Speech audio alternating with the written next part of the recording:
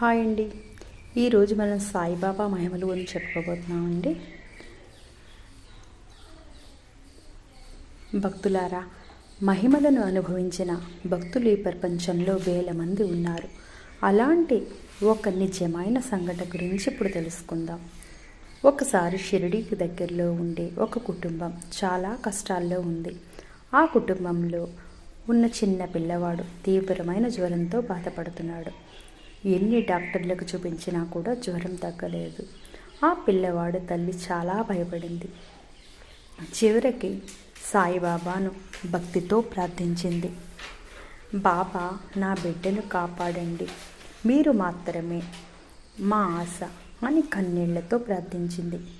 ఆ రాత్రి ఆమెకు ఒక ఆశ్చర్యకరమైన కల వచ్చింది. ఆ కలలో సాయిబాబా కనిపించి, భయపడకు, నేను ఉన్నాను, ఈ విభూతిని నీ బిడ్డకు ఇవ్వి అని ఆశీర్వదించారు.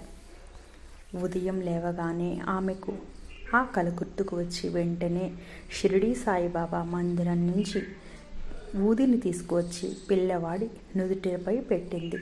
ఆశ్చర్యంగా కొద్ది గంటల్లోనే ఆ పిల్లవాడికి జ్వరం తగ్గడం ప్రారంభమైంది. 2 రోజులు పూర్తి కాకుండానే పిల్లాడు పూర్తిగా కోలుకున్నాడు. ఈ సంఘటన చూసి ఆ కుటుంబం ఆనందంతో నిండిపోయింది. అప్పుడు గ్రహించారు, సాయిబాబా మీద నిజమైన నమ్మకం ఉంటే ఆయన తప్పకుండా భక్తుల్ని కాపాడుతారు. ఇలాంటి మహిమలు ఎన్నో ఉన్నాయి. అందుకే భక్తులు ఎప్పుడూ ఇలా అంటారు, సాయిబాబా దగ్గర భక్తి ఉంటే భయం ఉండదు, సాయిబాబా ఆశీర్వాదం ఉంటే కష్టాలు దూరం అవుతాయి.